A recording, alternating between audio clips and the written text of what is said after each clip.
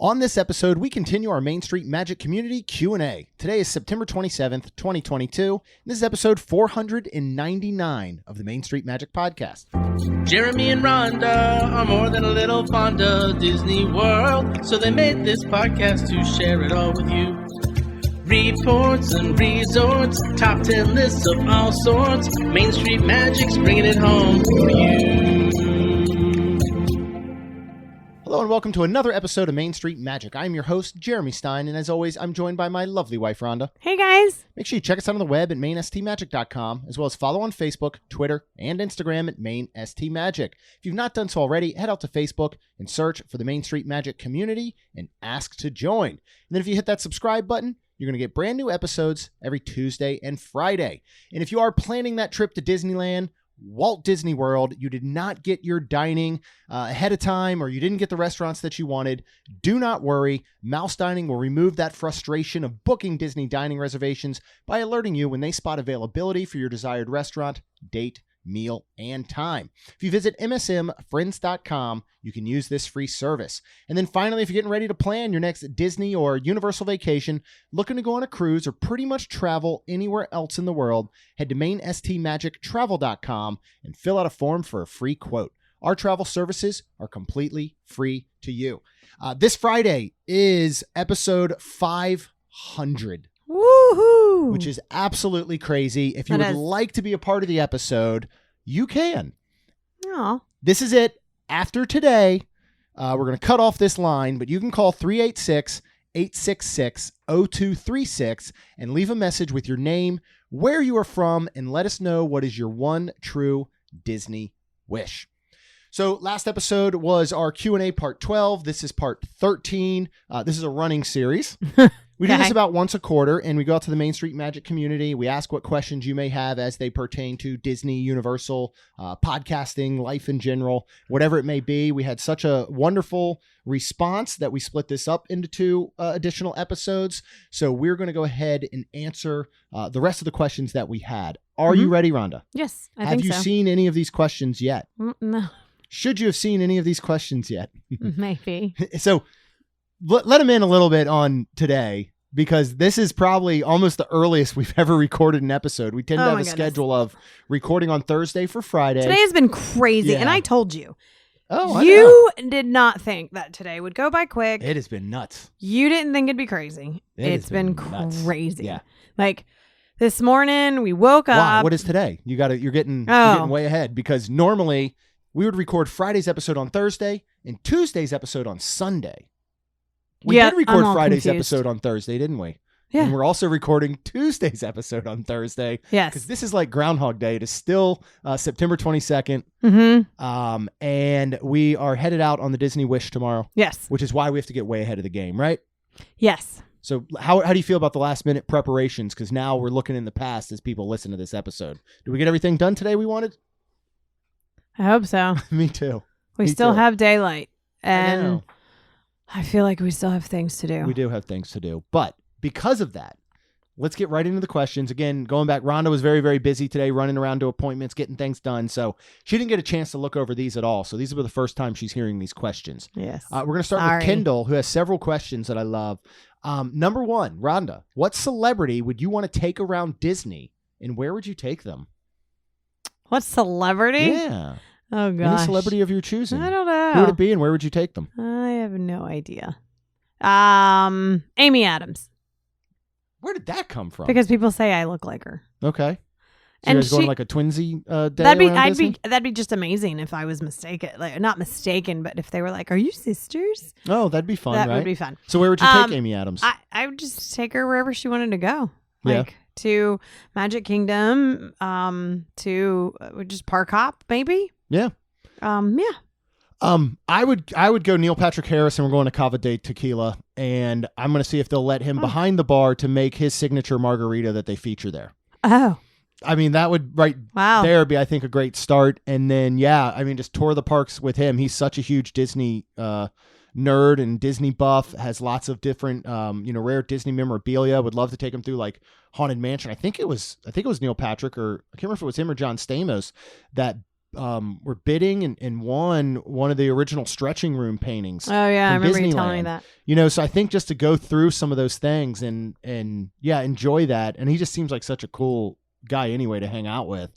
So I think that would be my celebrity that I would take through, either he or John Stamos. Yeah, I mean, because both are huge Disney fans, right? I would think Amy is because she's in. Oh, I'm sure. I mean, you got Enchanted, Muppets. We take her to see Disenchanted. Muppets 3D. Yeah, Disenchanted coming out. So I'm sure she's certainly a Disney fan by proxy of being in some of the movies. Can I tag along with that one? Because I would not mind hanging out with her as well. All right, next, if you could make your own Disney enchanting extra, like what would it be? I think I would actually love a tour of Cinderella's castle. Ooh. And like the room that is available, well, not available, but up there where you can stay. Yeah. The inner workings of it, because you've got the Cinderella's royal table to eat. And I mean, I think that castle was really built where, yeah, I think there's more rooms that you can go into. I don't know. Yeah, to have like a full tour of Cinderella Castle only, like you said, the inner workings and all. Maybe it's ended by a dessert party out on the hub and then a view of the fireworks. That'd be cool. Like as a whole paid enchanting extra. I think that would be really, really cool.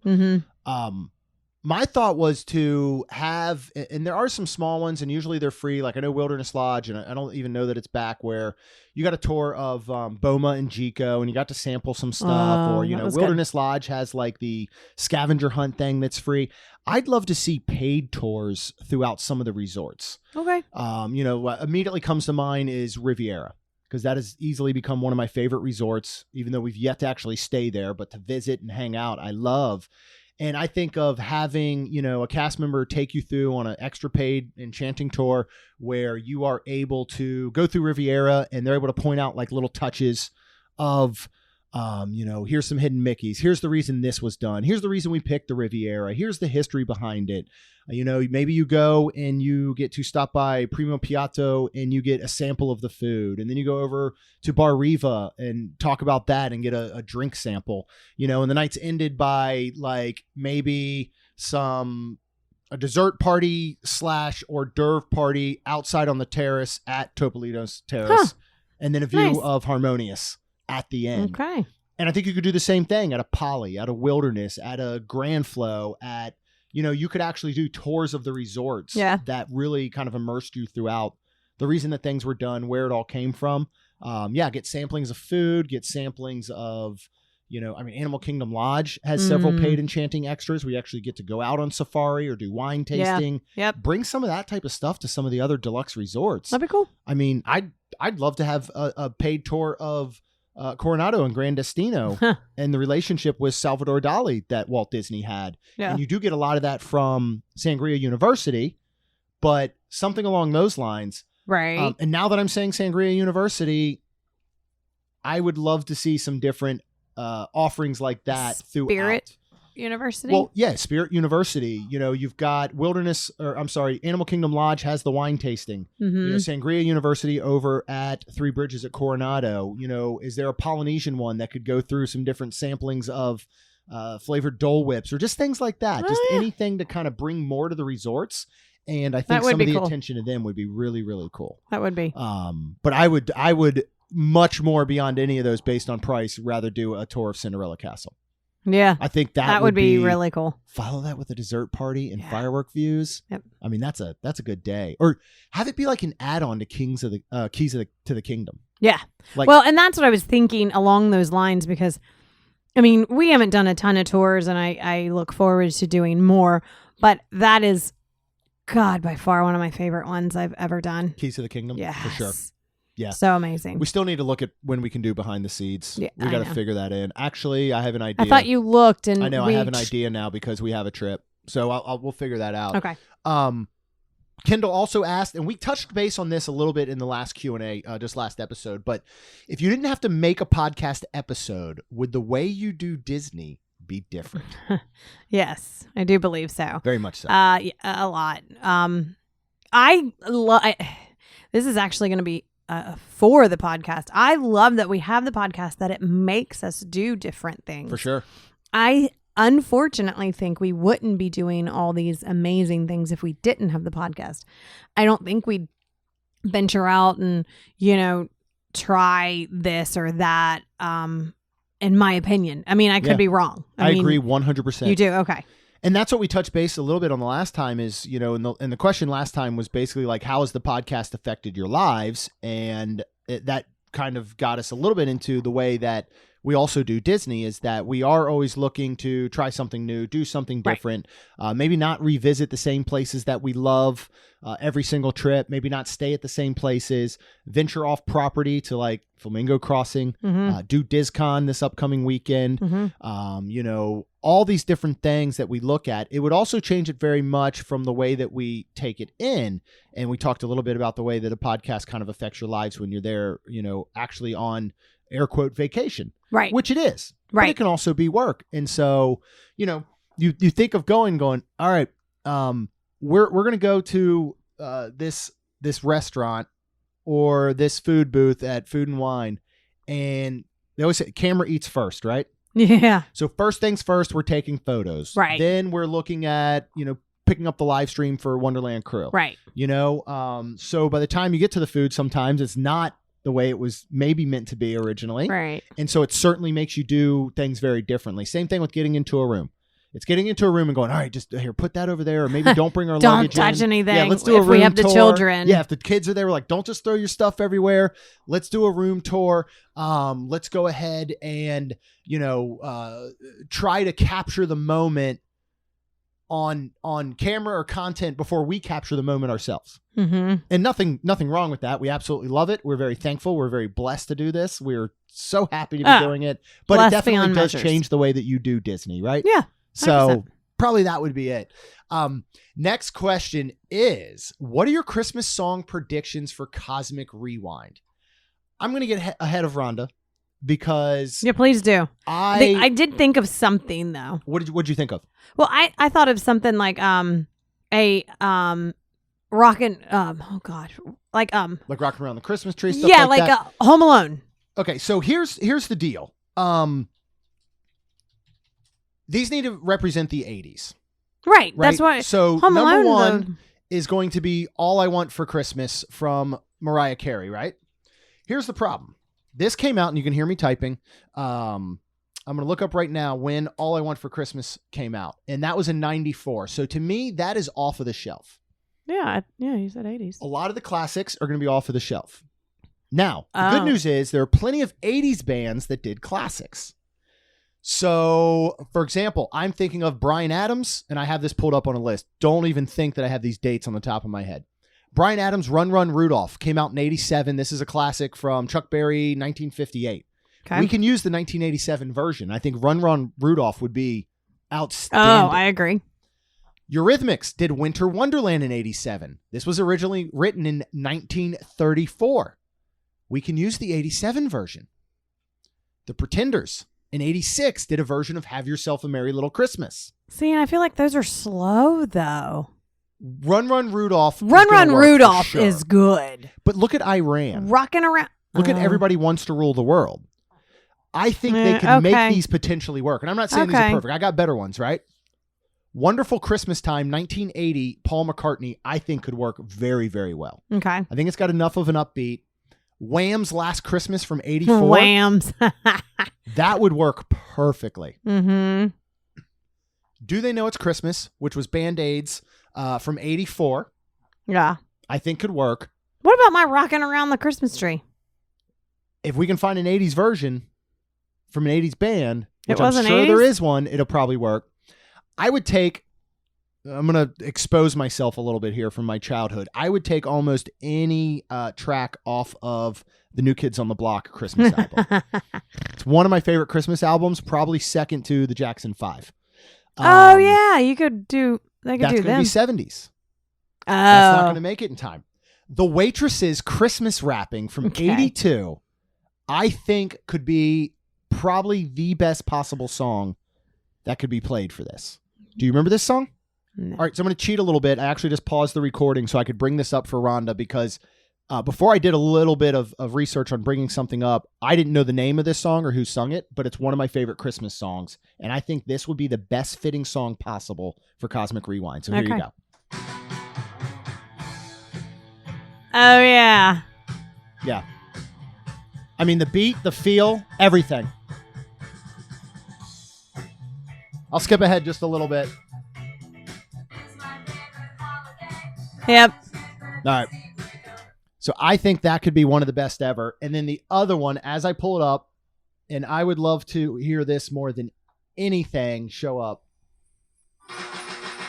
Oh, yeah. If this shows up, I'll lose my mind. That is Christmas in Hollis by Run DMC. So I think we made a pretty good list there. Yeah. But as you said, I think still you want could take. rockin'. Yeah, I think you could take most any classic Christmas song that was then produced by one of these '80s bands, and it'll fit perfectly. So Yeah. I can't wait to hear what they have. I can't wait to hear when they announce when it's available. If we do not, depending on when they release these, if we do not get their opening day, we will make a plan as long as it's that first weekend in November, because we will be at Disney that first weekend in November. So we'll certainly make it happen then. All right, next we're going to move on. Tiana. She says, what is your most magical moment at Walt Disney World and why? And I have a feeling what either one of us can say we've probably shared before, but I'm wondering what your most... Yeah, I was going to go with Kaylin's first time meeting Mickey Mouse during her first visit. 18 months old. Yep. Right? Absolutely. Most magical moment in the entire world. And y'all, if anybody knows, you can skip ahead probably 30 seconds or more. But we watched Mickey Mouse Clubhouse at home all the time, and she literally loved Disney, and we were going, and it was like she saw her. Holy crap, Mickey's real. Like, she ran up to him and kissed him on the nose, and I'm crying. My mom's crying. Jeremy's mom's crying. I think Jeremy and the dads were trying not to cry. Yeah. It was just the most seriously magical moment ever. And what I think was so great about it is this was your 30th birthday. Mm-hmm. And she was 18 months old. And I remember going, all right, it's your 30th. We're going to go with my parents, your parents. It's going to be wonderful, but Kaylin is way too young. I just didn't know any better. I remember saying, Kaylin's way too young. This isn't going to be that great for her or whatever. And then to see that moment, I was like, boy, I've never been more wrong in my life. Yeah. And while Kaylin doesn't remember that moment specifically now as a 14-year-old, we certainly will forever.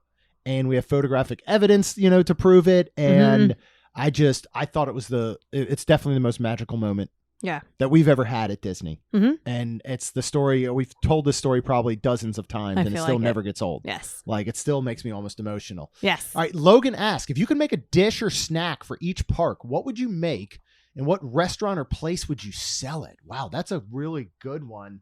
I'm trying to think. Do you have something specific? I just started to say, honestly, Logan, I would say, because of the way we've been eating, I would love to see, they make keto bread now and keto buns, and I would love to sell you can make a good burger on something like that.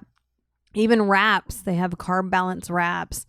I would love to have something like that in the parks, and just know that, if I'm cheating 2 out of the 3 days or something, then I've got something like that at the park for either a dish or even some type of snack.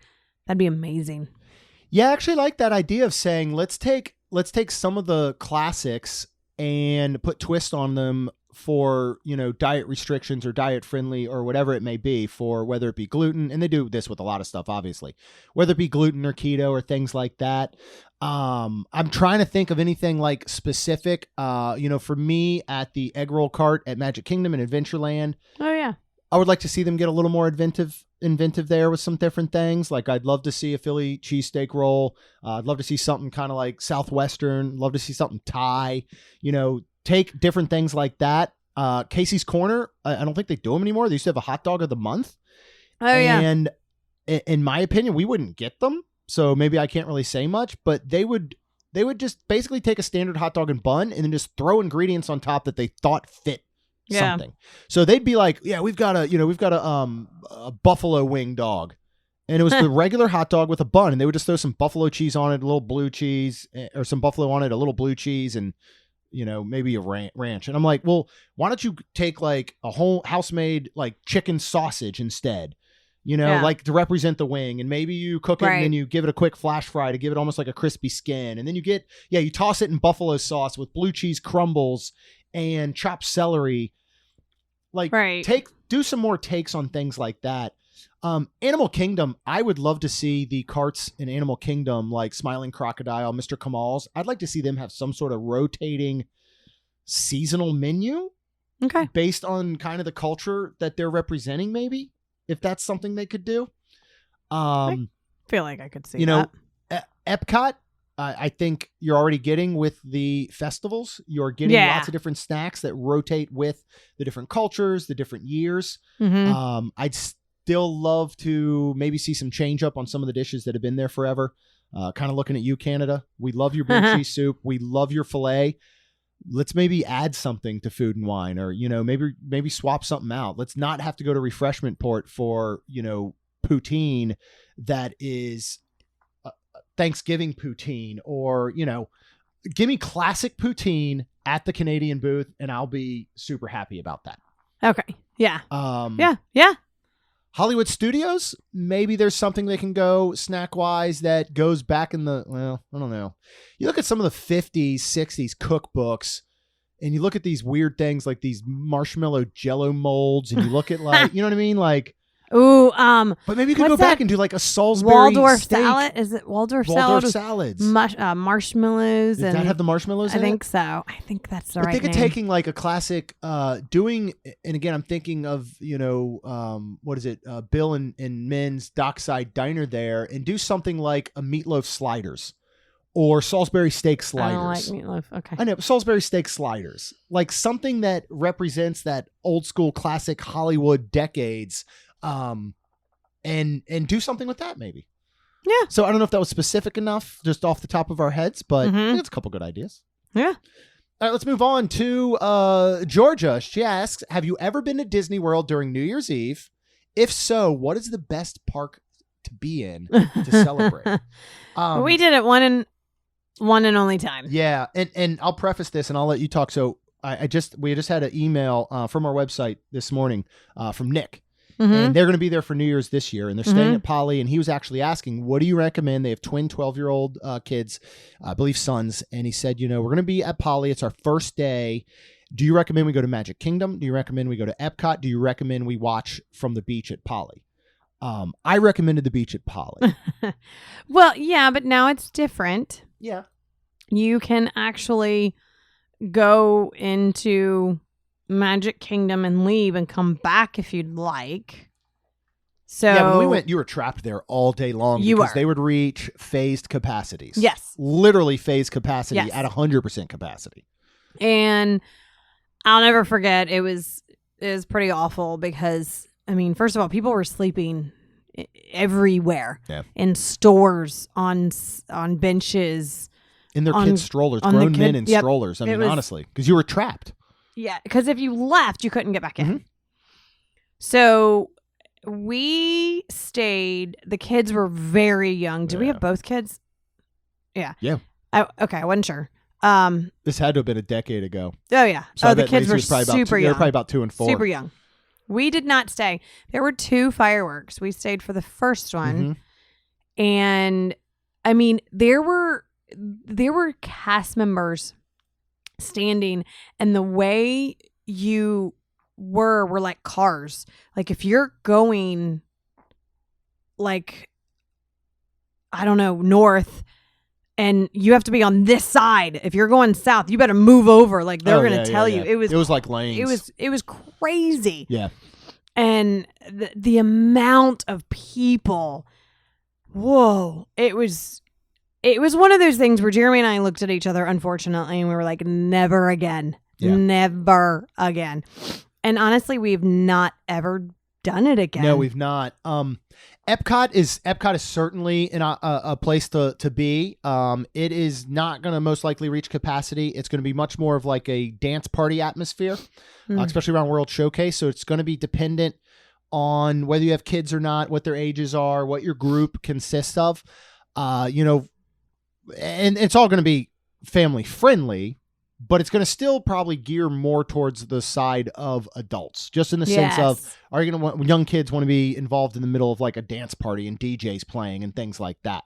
I would recommend a couple spots, either, getting yourself at Riviera, Caribbean Beach out on the beach, looking over at Contemporary, Poly, Grand Flow, Wilderness Lodge, the beach at Fort Wilderness.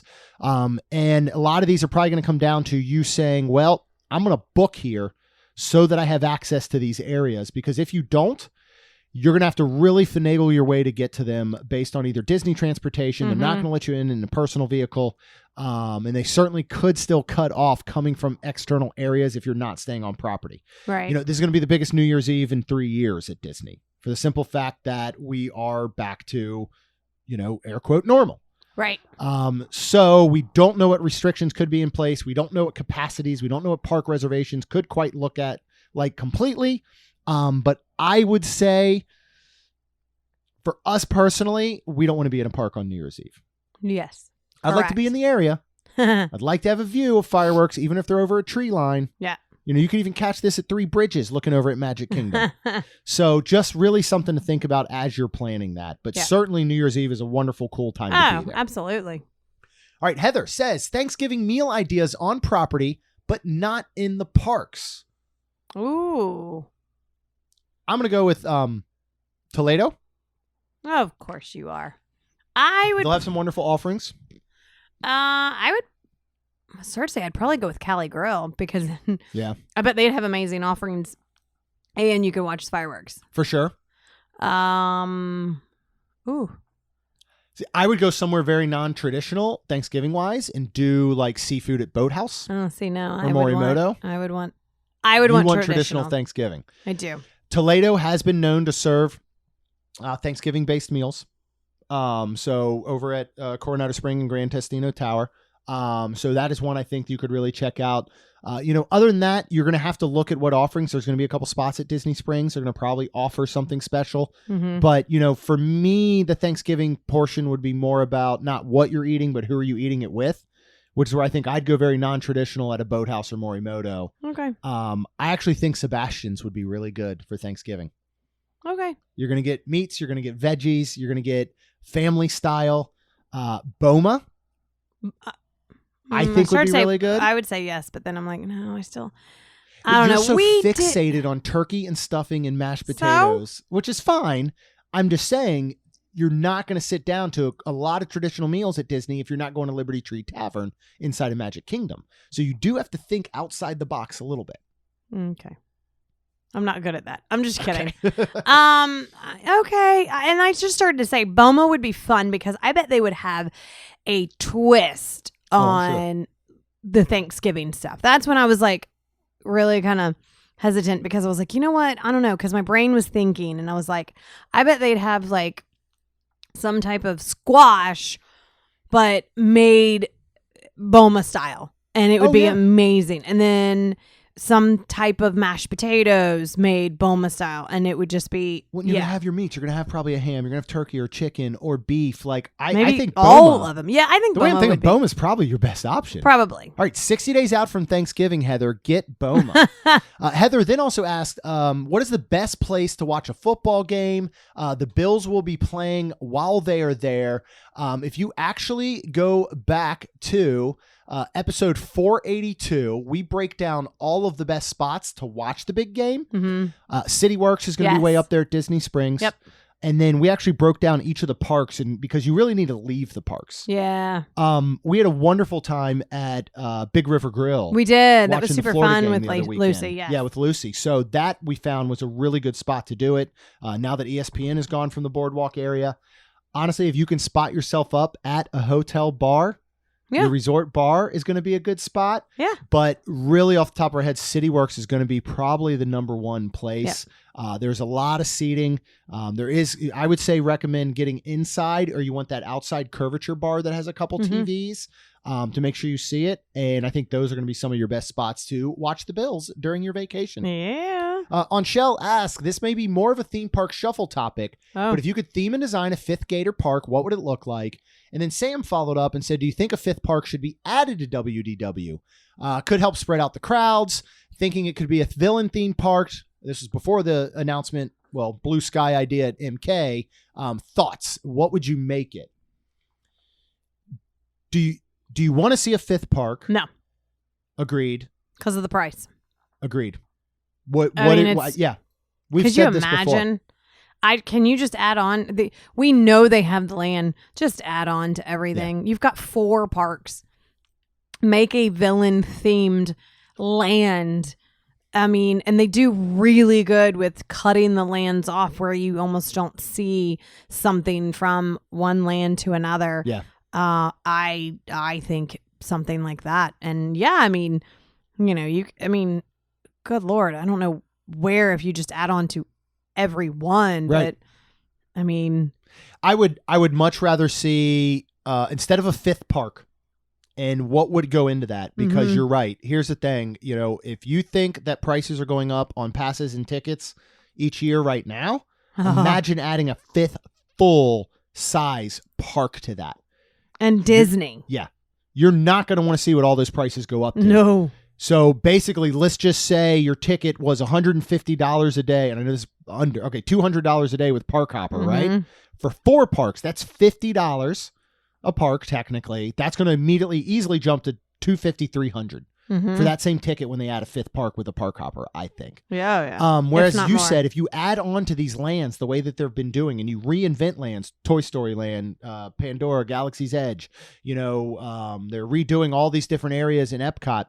I would much rather see where they add the Moana and Zootopia over into Animal Kingdom. I would much rather them, see them add what's on the other side of Big Mountain. Just make it. Encanto Thunder and Coco and you said Big Mountain. Big Mountain, Big Thunder Mountain. And villains. I would rather see them eventually get rights or figure out what else they can do here with Marvel and add on to Hollywood Studios. Like, let's add on instead of creating an entire new park simply because of what it will cost. Yes. Would love to see an entire fifth park that was villains based.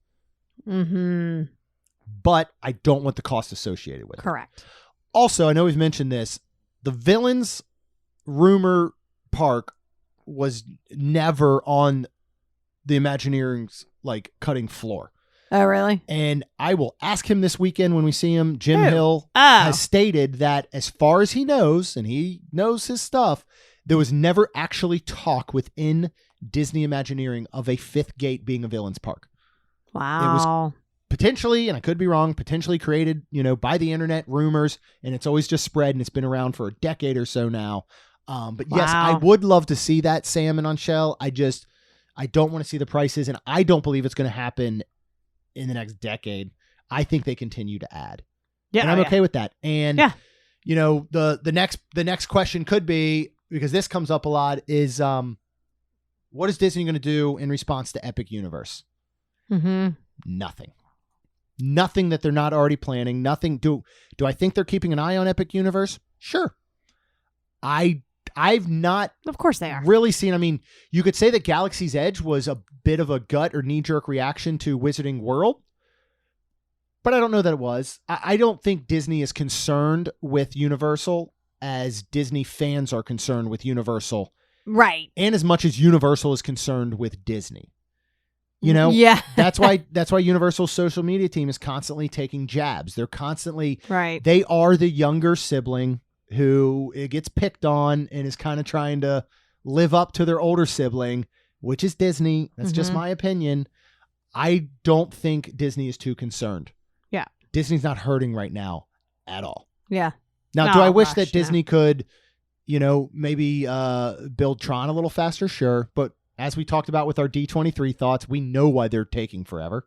It's all yeah. marketing. It's all Yep. 2023 Yep. based. Perfectly understandable. Yep. So I think this will follow up pretty well, especially talking about Disney versus Universal, because this is actually our last question. Adam asked, do you think Disney should look to build another park in Central America? Maybe something like Texas. Central America is in like the Midwest type, I guess you would say, or Southern, or branch out to maybe somewhere like Australia. I don't think Disney needs another U.S. park I as far agree. as like an entire area. You know, Australia would be cool. If you split the U.S. right down the middle, you are probably anywhere from 2 to 4 hour flight from anywhere in the middle of America to either coast. Right. So they have what they need. Right. Temperatures are good. Texas, something like that could certainly work. I could see them taking something maybe more to South America. Mm-hmm. I think Australia would be really cool, but I don't know how many people you're going to get there. That's a long haul. And again, I'm thinking from living in the U.S., I don't know if we'll see a full other brand new Disney park anytime soon. I think they're going to continue to focus on their current parks. Right. Because I do think they're spread out enough where, depending on where you live, you can get to one with enough accessibility. I agree. Right? Yeah. 100%. I mean, We still need to go to California. Oh, I know. I know. We can't even make it out there. Don't put another one in that we got to add to our list, right? I know. And then Adam said, with Universal opening some escape rooms, would you like to see Disney do the same? What theme or IPs would you like to see evolve? Okay, first of all, I had no idea Universal was opening They are in escape City rooms. Walk. Yeah. I so want to do that Yes. with Tina and I will do them. yes, they're fun. Have you done an escape room? Yes. When? Did you do it for like a bachelorette party or something? I I've not think done so. one. I think so. I refuse to do them because They're- I don't like my mind to be tricked. They're not that bad. I They're do think it'd super be a lot cool of fun. and make your mind work. It's Yeah. super fun. Yes, I would love to see Disney do one. And then with all the Disney stuff, like Oh my that'd be goodness. so cool. I mean, Like in IPs, like villains. Any Yeah, villain would be cool. especially because you supposedly can't escape. So villains would be amazing. Big Hero 6, because I think of the movie and the twists and them figuring out who was yeah. in the mask. Yeah, that's true. Like, I think those types of things. I think anything where you're trying to figure out almost who the villain is and you have twists or turns that take you Yeah. through that would be very, very cool. But I 100%. think you could theme it around any Disney movie and it could be absolutely wonderful. Yeah. Any IP. Think of having a Pirates of the Caribbean escape room. Yeah. Haunted Mansion escape That'd room. be amazing. Oh my goodness. All Right? of those would be amazing. Jungle Cruise. All of these I think could fit. Well, yeah, I mean, I think any of these could truly fit into it. And I think you put them, maybe you're able to expand, or heck, you know what? You know where you put it? Disney Springs in the now defunct NBA Experience. You could have multiple escape rooms all within this area at Disney Springs. You then price it at a, one escape room, price ticket, or you do like a weekend or a week long where you get to come back and experience all of them. Mhm. Or, a buy two, get one free, whatever. Not that Disney's throwing out deals left and right, but that would be cool to put something in there at Disney Springs, because I miss some of the entertainment value, like the Void Yeah. over at Disney Springs. Yeah, I agree. That was super fun. I mean, you could do a test run in the Void of one escape room. Yeah, 100%. And easily make that happen. So, Adam, I love this idea. Yeah. I want to do one at Universal, though. We will. now. They'll be coming in Okay. 2023, Okay. and we will make sure that we go All check them right. out for sure. Yes. Well, thank you guys so much. I know this was a little bit of a shorter episode as far as the Q&As go. We are actually, it's now 6:17 on Thursday, and we're going to scarf down some dinner, and then at 7 p.m., this will be too late for you guys, but at 7 p.m., we'll be going live in the Main Street Magic community for our new Main Street Magic Live weekly episode and live stream. But if you're listening to this on Tuesday, the 27th, we'll be doing another one Mhm. this coming Thursday, and we'll actually have to do it live from Walt Disney World, as Oh we have my set up for goodness. DizCon, and we will be experiencing DizCon all weekend. Woo. So We're going to let you guys go. You're going to let us go. Thank you so much for listening. For all the wonderful things coming up, you can check out our Patreon group at wonderlandcrew.com. Get the info, ask to join, and go ahead and hit subscribe. You get these brand new episodes every Tuesday and Friday. And we'd be super duper thankful if you would leave us a rating and review. Because it'll help our show grow. That's all we've got. We'll see you real soon. Jeremy and Rhonda are more than a little fond of Disney World, so they made this podcast to share it all with you. Reports and resorts, top 10 lists of all sorts, Main Street Magic's bringing it home for you.